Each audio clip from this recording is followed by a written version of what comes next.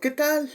En este martes 8 de agosto del 2023, un saludo a todos y aquí estamos en el momento del café, como quien dice, pues aquí compartiéndoles como es ya se ha hecho ya pues prácticamente en estas vacaciones una rutina, pero bueno, no de vacaciones, que espero yo que les esté siendo lo más leve que puedan, porque bueno, pues cada quien, ¿verdad? Para unos no es precisamente una vacación, pero hay que aclarar que para otros ya, dependiendo del estilo de vida que llevemos, pues le damos una cabida de un ratito, como quien dice, un break, o como le llamen, ¿no? Un recreo. Llegó la hora de mi recreo, en fin.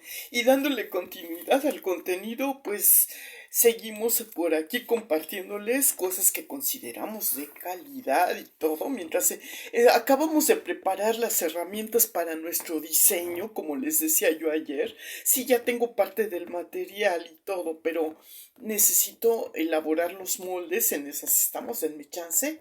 Eso no es tan complicado, nomás es la medición y ponerlo ya en práctica en los trazos, hacer los cortes y luego la ensamblada. Y ahí viene lo bueno, la ensartada de aguja. ¡Tarán! A ver si me es posible, ¿no? Que como lo haré, pues en esas estoy.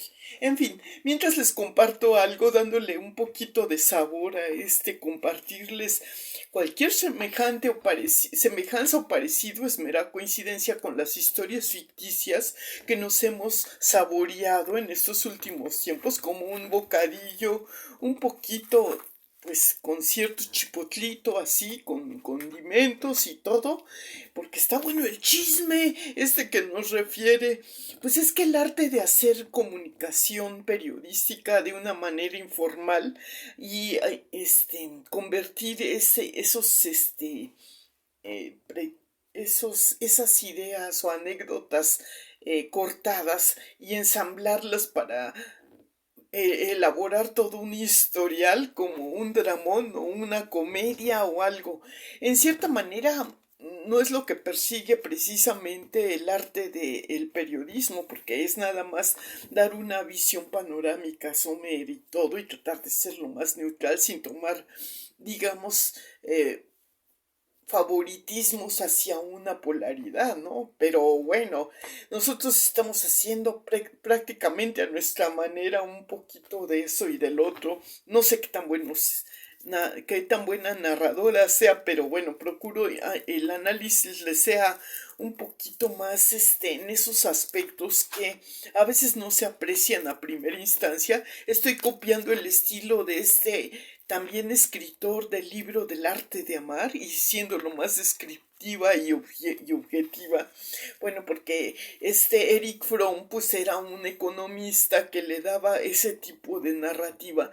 Al parecer al principio a mí me parecía medio muy matemático, ¿no? En sus elucubraciones, pero en la vida real, en una novela, si no existieran esos errores, no existiría esa historia atractiva que nos ha divertido y nos ha hecho pensar y reflexionar. Pero sí, vamos a ver ahora, lo interesante también es conocer que entre una región y otra, un código postal y otra, no podemos decir precisamente que sea, bueno, sí se ha globalizado la historia de Betty la Fea, por ejemplo, en varias versiones, desde luego que hay una mexicana y una colombiana y habrá una de Nueva York y habrá otra europea de por allá por España o habrá otra, varias versiones, ¿no?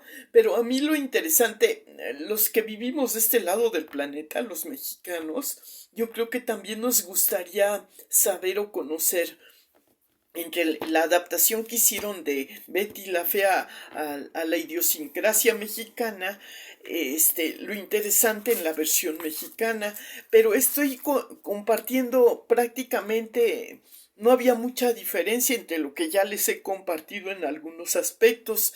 Claro que en la definición de cual les dan una variabilidad, ¿no? Hay otras, por ejemplo, el final de La Fea Más Bella es diferente en cuanto al final de Betty la Fea en los aspectos de cómo le fue a Tomás Mora y cómo le fue a Nicolás Mora, ¿no? este, era distinto en algunos aspectos. Ya ven que Tommy sí acaba con su Alicia Ferreira, mientras que Nicolás Mora se va solito, ¿no? Y la peliteñida por su lado se va de viaje o no sé qué. Entonces son diferencias muy, que yo creo que fueron consideradas para, digamos, si ustedes no hubieran visto la primera versión que se hizo, que fue en Colombia, y les haya tocado ver primero la versión mexicana, tal vez, pues sí, dicen puros churros, ¿no? Porque los mexicanos somos más churreros que los de aquel lado del planeta. Entonces siempre como que la versión mexicana se me figura que es más apegada a lo romántico, ¿no? Y lo que esa sería en todo caso, para mi entender, que es una diferencia bastante grande entre la versión colombiana y la mexicana, que el colombiano es mucho más, tiene ese realismo mágico de Macondo, en el sentido de que él va a lo que es, ¿no? Pinta las cosas con una crudeza tal que dice uno, híjole. En cambio el mexicano pues como que siempre tiende a ser, por lo menos en lo que se refiere a la novela o a la película, darle un tratamiento a la historia mucho más romántico, novelesco. Bueno, en la contemporaneidad que a mí me tocó ahora, bueno, actualizándome un poquito, ya veo que sí también se ha contagiado de esa manera narrativa que hace en otros lados, o sea que también se ha pegado mucho a ese contexto de presentarnos las cosas de otra manera, quitando o editando esos aspectos que en otro tiempo pues fueron muy gustados en este lado del planeta, porque a lo mejor sí nos criticaban mucho, porque si se fijan en las producciones que hacían los cineastas de esa época de oro del cine nacional, le ponían pues ingredientes y accesorios que a veces para ilustrarnos o hacer la historia más artística, ¿no? Le ponían musicalización y abusaban de mucho de esos accesorios a veces, ¿no? Le ponían esos toques, ¿no? De artesanía combinada con una hibridez que daba por resultado pues que a veces se volvieran unas historias donde parte de ella era como que la anécdota no daba para mucho, entonces para hacer vigente el tiempo de compostura digamos, en un horario que no fuera tan cansado y tedioso, podía ser una historia corta, pero para acabar de compensar el tiempo que faltaba al narrar la historia en sí, le metían esos parches de musicalización y así completaban el tiempo para que la cinta ya fuera el total de una hora o dos o cosas así. Son las curiosidades. Ahora, cuando se trataba de una obra como una novela de varios capítulos, no eran tan largas las novelas ni se ponían tantos parches al principio, porque eran nada más darle forma a las novelas de folletín, o que ya estaban pues medio digeridas, estaban editadas en algunos capítulos. ¿Qué hubiera sido si la historia de La Fea Más Bella, para hacer la película, empiezan a contar a partir de que se contrata a Betty? No, le quitan algunos capitulitos de que la explicación de que si Betty nació fea y todo eso que completaron en la novela, ¿no? Ya aquí en la otra versión puede haberse hecho en otras partes. No he visto las otras versiones, desde luego, pero a lo mejor a consideración algunos capítulos que parecerían pues también para la cultura mexicana pudieran ser medio aburridones, ¿no? Que decían, no, hay que darle más agilidad, más ritmo al contar la historia para no aburrir con demasiado. Y eso es lo que se busca al narrar una historia en el entretenimiento, que no se dé, que lo que parece más de rutina se edita porque se da por hecho y ya se conoce y no tiene nada de interesante contar cómo hacen o los detalles de que implica, pues, que haría cualquier otra persona, fuera en una historia o no, ¿no? Entonces ya nada más se enfocan a cómo va dándose. En la vida real no es así, en la vida real nunca acaba un capítulo y empieza otro, sino que una anécdota pues puede variar, ¿no? O tardarse, porque son momentos nada más y esos momentos se van a condensar, ¿no? En una historia, en contarla. En la vida real a veces no pasa nada, o pasa pero no se nota mucho, y entonces en una historia al condensarla pues ya se impacta más, se nota más el impacto que causó las actitudes y todo. A veces no se les da mucha importancia. Entonces, pues al contar una historia para un público donde se tiene que enganchar la atención, pues obviamente se exageran algunas anécdotas. Entonces sí pudo haber sido algo de cierto lo que nos cuentan en esta historia de Betty la Fea, y hubo coincidencia en algunas cosas, pero no así, digamos, que a lo mejor sí tenía esa información el escritor Gaitán, pero ya nada más le puso un poquito de su aderezo, ¿no? Entonces muchas veces decimos, no, es que en la vida real, aquí en el mexicano, no, los mexicanos no somos así, no nos identificamos con esa historia, ¿no? Es que sí hay marcadas diferencias.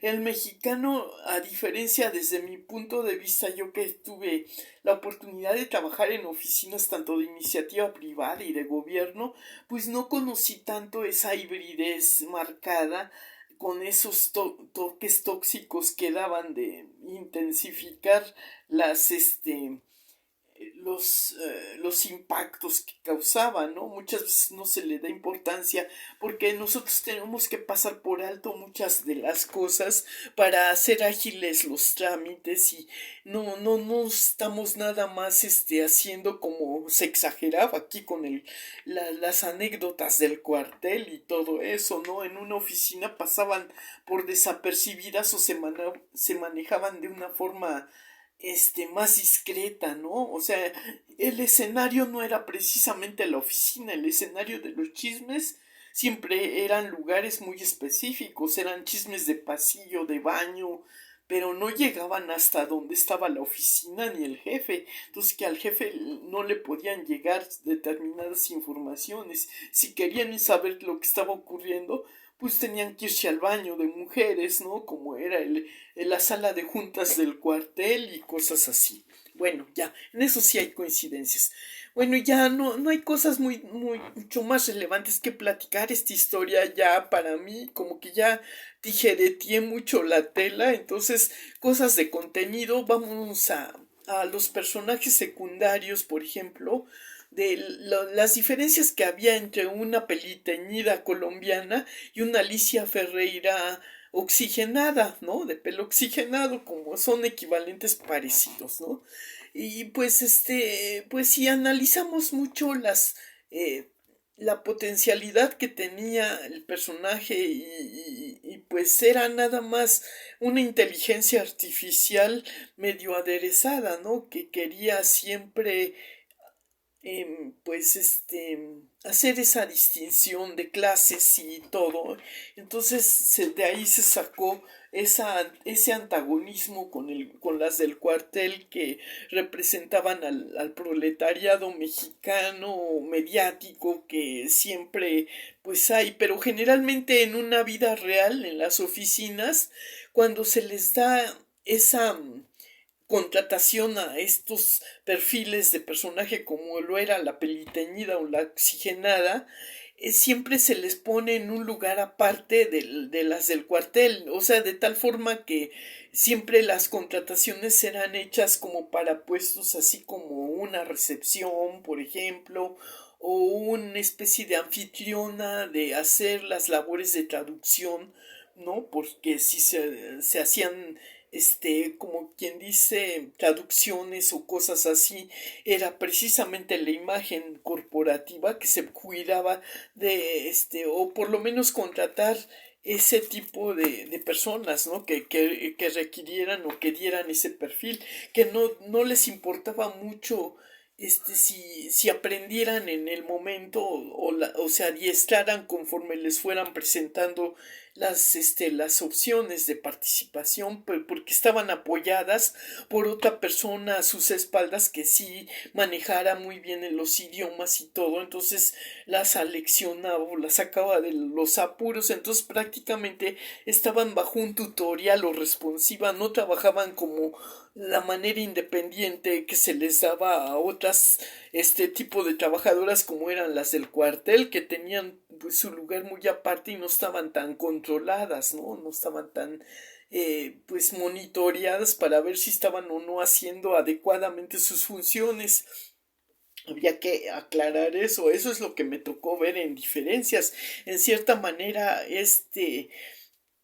esta manera de trabajo es lo que les funcionó a las empresas, ya fueran de iniciativa privada o gubernamentales en el área de administrativa, sí se manejó, pero nunca juntaban en un solo sitio. Por eso, para evitar precisamente esos, pues esos, ¿cómo se podría llamar? Modismos que tenían esas diferencias que hacían entre una y otra función, ¿no? De lo que era la imagen y lo que era la función técnica, ¿no? O sea, la tecnocracia se manejaba muy diferente a lo que era la aristocracia administrativa, por llamarla de alguna manera, ¿no? La aristocracia administrativa sería representada en las labores de las relaciones públicas, de pues traducciones, interpretaciones y pues eventualmente en actos donde se hacían promociones como era de presentadores. Entonces esas son nada más las diferencias que había que aclarar desde luego de la ficción a la realidad. Pues sí, claro que no se documentan muy bien. Entonces se trataba de contar una historia, pero con toques más o menos interpretando restándole esa severidad, ¿no? De las situaciones y los protocolos que se llevan a cabo en la gestión de trámites administrativos y punto. Y ya damos por acabado porque pues tal vez en otra oportunidad, en otra temporada comente un poquito más. Por ahorita vamos a dejar en punto y aparte estos temas de estos videos que sin duda fueron interesantes en su momento y para nosotros pues era nada más hacer esas diferencias en los códigos postales que manejó la adaptación de Betty la Fea a La Fea Más Bella, ¿no? Entonces, bueno, ya.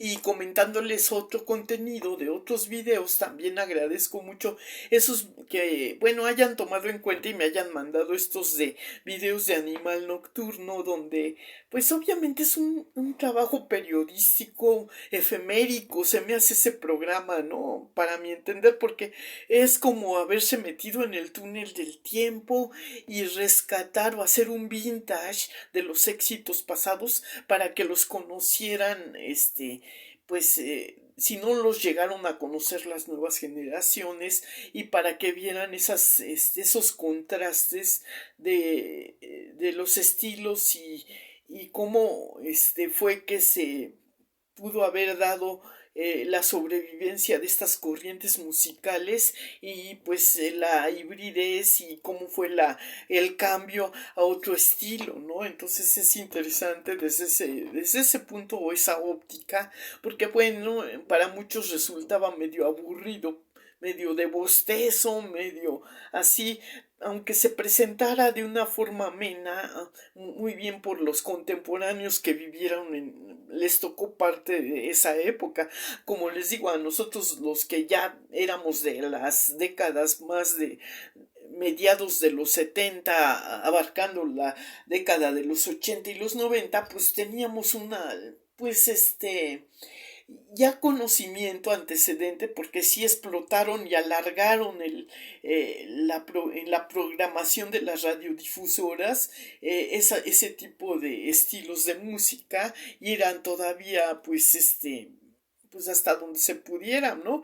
Pero a veces para unas personas sí ya resultaban muy es como cuando se abusa mucho, ¿no? Aunque haya una adicción y un gusto, sí llega a ver la necesidad de ver la evolución y de conocer otras corrientes y hacer un hibridez en los gustos. No nos estacionamos nada más en una época, ¿no? O sea, puede ser que en una reunión de amistades y todo, para amenizar los bailes y las reuniones, sí se haga una hibridez de diferentes tiempos y momentos musicales, ¿no? Para así aligerar y pues poner un fondo musical y todo, ¿no? Para que no sea el protocolo del silencio, ¿no?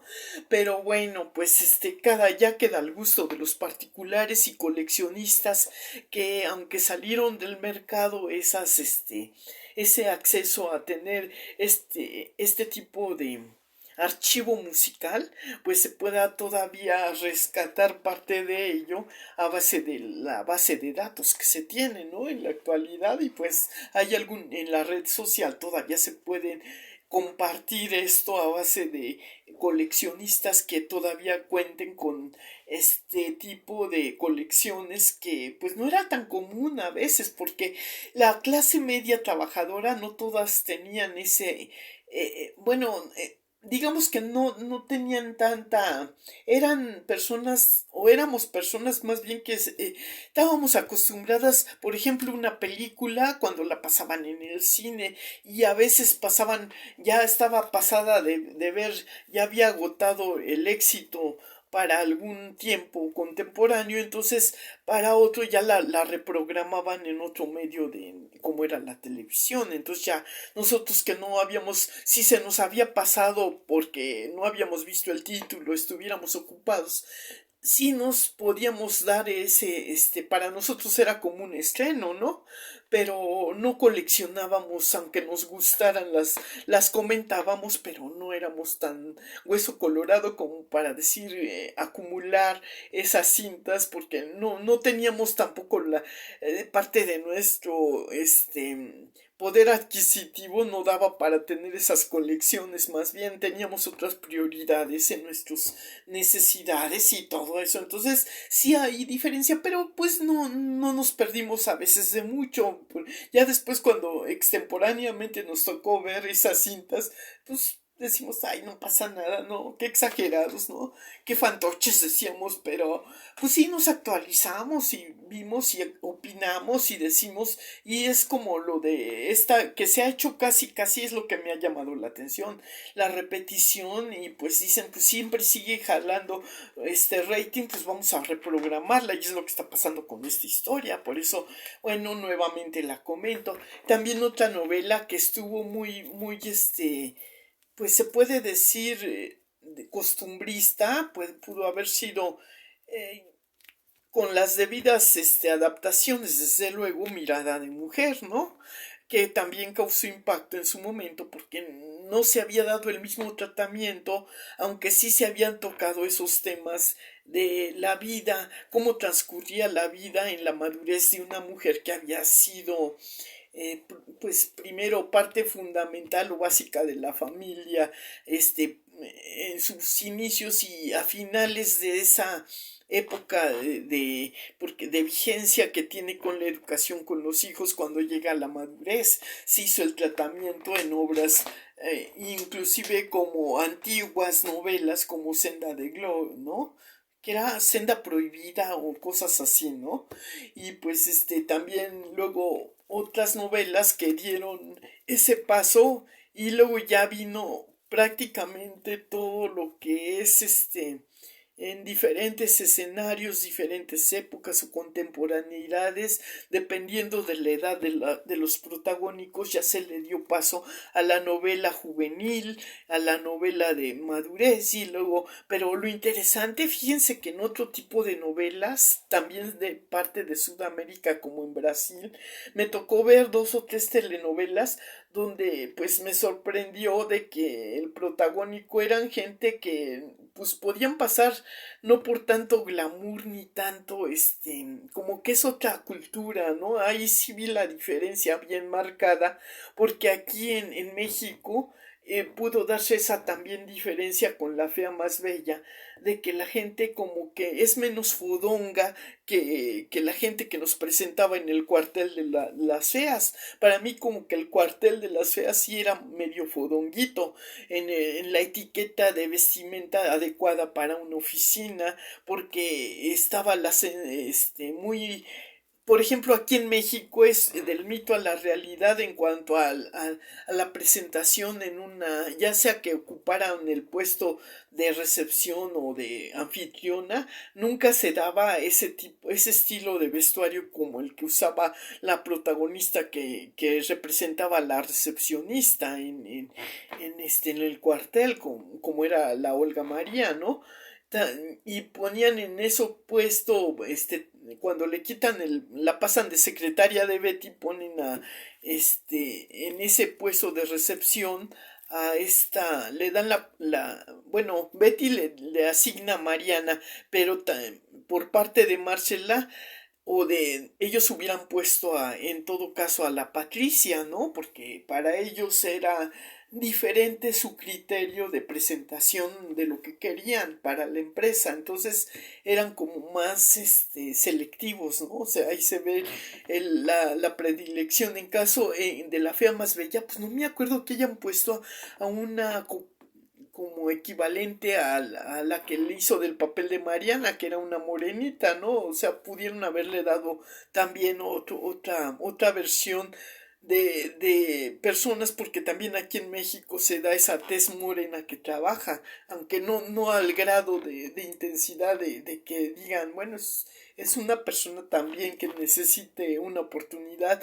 pero para cosas así como nos lo pintaron en México, que era una oficina que pertenecía a una prestigiosa empresa, pero le cambian el modo porque era conceptos, aquí se le da la variedad.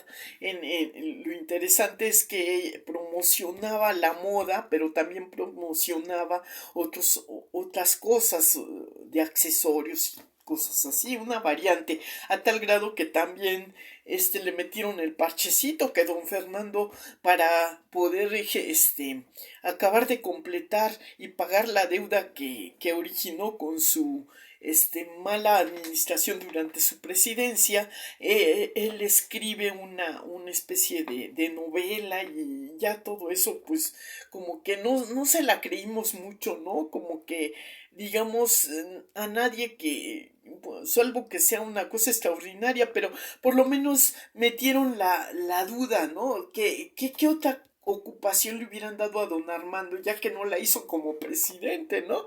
Dicen, bueno, pues si tenía que hacer una especie de reconsideración a su inventario de cómo de capacitación que tenía, ¿no? O sea, como para qué, ¿no? Para generar un ingreso. Esa sería otra parte interesante que nos plantea la historia de La Fea Más Bella, que él, después de que fracasa como presidente, encuentra su vocación como escritor, ¿no? Entonces por ahí se agarraron la coyuntura de que escribía notitas románticas para conquistar a Betty, que era muy idealista y muy romántico. Entonces aprovechar ese lado de romanticismo y de idealismo que tenía para hacer la labor de escritor, pues nomás tomando clasecitas de redacción o metiéndose a un taller para mejorar esas técnicas y meterse a investigar. Y pues no sé, esa hubiera sido una buena secuela de lo que era si hubieran hecho una segunda parte de La Fea Más Bella, que fue de don Fernando en su área profesional. Pues él ya no la hizo como presidente, decidió dar por terminada su faceta de estudios en lo que era pues la administración de empresas o la mercadotecnia, que se supone que eso había estudiado, ¿no? O que era, o relaciones internacionales, una cosa así, ¿no? Puede haberse dado una ocupación también en el área de aduanal, como gestor aduanal, como una profesión más práctica, pero si era más romántico, pues tendría que buscar en el área artística que lo satisfaciera, y como venía de una familia medio aristócrata, medio soñadora, medio romántica, ¿qué perfil le hubieran buscado, no? Algo en la que lo que hubiera podido generar un ingreso porque lograba que promocionar su producto como algo que pues pudiera ser comercial y que pudiera ayudarlos en su circunstancia de sustentabilidad en su nueva faceta como ya como esposo de Betty, y ya prácticamente dando finito, ¿no? A ver, no, bueno, eso quiere decir que renuncia a lo que era Ecomoda totalmente, y se independiza, y independiza también su relación que tenía con porque pues él invirtió una cantidad, lo razonable en los abogados hubieran podido arreglar un convenio para que Betty y le pidiera a Nicolás que le devolviera parte de la inversión que hizo para formar la empresa como una bonificación, digamos, y que pueda manejar por independencia a Nicolás ya siendo su empresa, ¿no? También de manera independencia a Nicolás a lo mejor sí lo hubieran despedido porque no era el perfil físico que admitía la élite de la atmósfera que manejaba Marcela, Daniel y Beatriz, que ya eran de otro, prácticamente medio hitlerianos para esta área, ¿no? Si eran no eran tan racistas, puesto que sí tenían en su plantilla de personal personas de toda tez, pero en cuestiones también de trabajo y todo para tenían, puede ser que más confianza en un Olarte, por ejemplo, hubieran reestructurado su plantilla de personal, de administrativa, entrando ya Daniel, Olarte y todos ellos que habían sido hecho a un lado en la gestión del presidente de Armando, ¿no? Entonces Armando se emancipa en la siguiente parte y Betty pues sigue siendo pues las funciones normales, pero tiene que hacer un paréntesis para atender sus labores de ama de casa y de esposa cuando tiene la crianza de una hija. Se modifica el nivel de vida de ellos, entonces tienen que pues buscar una sustentabilidad. Entonces Armando va a tener que hacer una especie de esfuerzo para sacar adelante a su familia, y Betty pues también va a entrarle al quite cuando pueda organizarse mejor, ¿no? Y combinar las dos, la hibridez de ama de casa y esposa, y pues es mucho trabajo, ¿no? Entonces se le puede dar esa historia, pero ya como una especie de dejarlo al criterio de cada quien, ¿no? ¿Qué ocupación tendrían si no podían ya estar en una empresa que los mantenía, ¿no? Cada quien tenía que desarrollar nuevas capacidades, ¿no? Para mantenerse, o facultades de vendedores. ¿Qué vendes? ¿Qué das, no? O con qué reemplazas esa área que queda, pues siempre se tiene que cubrir a huevo, porque pues no vas a tener los mismos medios. A lo mejor sí te ayuda la otra familia nuclear, en el caso de Armando, que tenía a su papá que podía echarle el aventoncito de vez en cuando, y Betty con su papá y todo, pues su papá ya estaba pensionado. Si ellos, los papás de Betty, dependían de ella económicamente, entonces daban a entender que prácticamente ahí la tercera edad, que es lo importante y lo interesante a lo que quería llegar, que es necesario a veces que, pues sí, reciben una ayuda, pero a veces todo depende de la planeación que hayan hecho. Si tenían, por ejemplo, que pagar rentabilidad de inmuebles y todo, pues sí tienen que seguir trabajando. Y si, aunque sea el inmueble de ellos, tienen que completar porque la plusvalía puede variar, y ocasionalmente hay necesidades de un seguro médico, de una cosa así, ¿no? De mantenimiento de casa, de todo eso, y pues esas necesidades a veces no se contemplan en una pues en un insuficiencia. Siempre hay que pues demandar algún apoyo económico a alguna forma, ¿no? Ya sea trabajando, y pues eso es lo que nos deja también el legado y la reflexión, ¿no? Que luego las personas de la tercera edad pues sí, por eso tuvieron que haber sido más previsoras, y no confiarse nada más que a futuro, pues a ver qué pasa, ¿no? O sea, o vivir toda su vida tapando y destapando agujeros o brincando de una empresa a otra. Por eso les decía que a mí me tocó sí brincar en mis inicios de una empresa a otra porque me daban contratos eventuales y no les satisfacía como para darme todavía. Pues eran contratos de prueba, ¿no? Pero a veces pues también yo me servía para probar si a mí me convenía porque pues si yo podía cubrir esa demanda también, porque en cuestiones de accesibilidad vial, en cuestiones de gastos de viáticos y de alimentación y de sustentabilidad complementaria, pues a veces no satisfacían completamente, entonces siempre buscaba el cambio para mejorar esa circunstancia y así pasa cuando llegas a una etapa de vida donde no lograste y estás a punto de... Así pasaba en la empresa privada, te faltaba pero así nadita para completar el requisito de antigüedad que exigía para poderte jubilar. En algunas empresas te decían, bueno, no importa que no 3 meses antes puedes presentar tu licencia de prejubilación si ya no te sientes muy capaz y todo, y eso quiere decir que pues tú metías tu licencia de prejubilación si ya te estaba siendo difícil y pues ya, entonces ya nada más hacías la formalidad de jubilarte, no necesariamente tenías que la exactitud para que pudieras jubilarte, ¿no?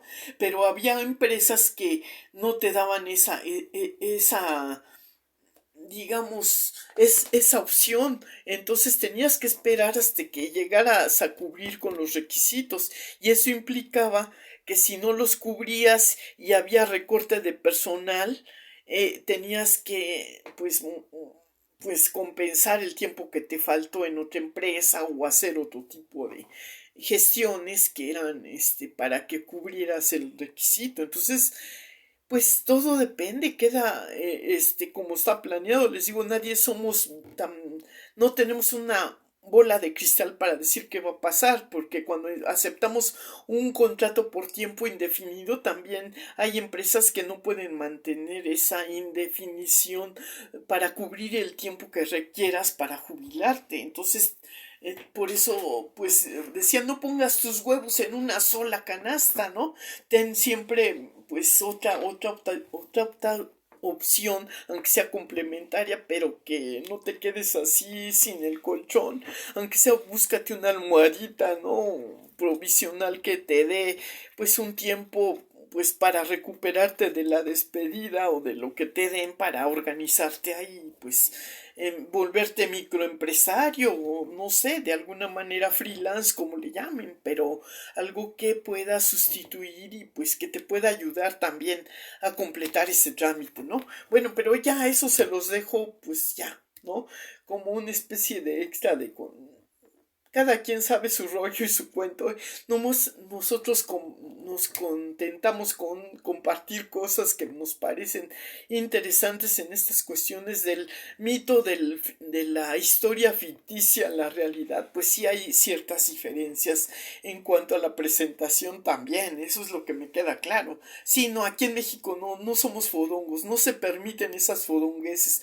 A menos que también el que te contrata sea un fodongo. Eso sí ya es otra cuestión, entonces será la aclaración, pero no, el mexicano, no, perdónenme, pero a diferencia de estos, son como más, por eso los chilangos, el código postal equivalente a Macondo sería el chilango, ¿no? El chilango que es menos fodongo, es más aguerrido, sí cierto, es más discreto con su manejo, pero el mexicano no le gusta tampoco hacer mucho alarde. Él prefiere la acción antes de estar cantando lo que va a hacer para que no le ganen. Es más competitivo en ese aspecto y a veces pues ya tiene estrategias que pueden pasar por ser muy audaces y también pues todos lo tienen cuando se ven apremiados por la necesidad. Yo creo que es equivalente a otros lugares, pero en otros lugares tienen otros métodos que pues, para mi entender, son un poco más tóxicos que lo que era México. Entonces México sí se ha intoxicado por el hecho de haber abierto puertas a esa hibridez, ¿no? De trabajo, de otras culturas, de personas que les ha sido toleradas porque dicen, ay, bueno, pues es que viene de tal parte, él es así, en su lugar es así, y pasamos por alto muchas de esas cosas, ¿no? Aunque sean prepotentes y todo, y a muchos mexicanos no nos parece, puede ser que seamos más tolerantes los Chayo Sisters que los Nopal Sisters. Para los Nopal Sisters dicen, ay, este señor que no sé qué, que son nosotros seríamos más malinchistas, ¿no? Los Chayo Sister o algo así. Y por eso es siempre la competencia, ¿no? Pero bueno, es otra apreciación meramente personal que puede ser cambiada, porque digo, esa es la impresión que tengo al momento, pero pues sí necesitaría constatarla o confirmarla más adelante. Y bueno, pues ya nos veremos luego. Por ahora me voy a hacer mis cosas y los veo luego.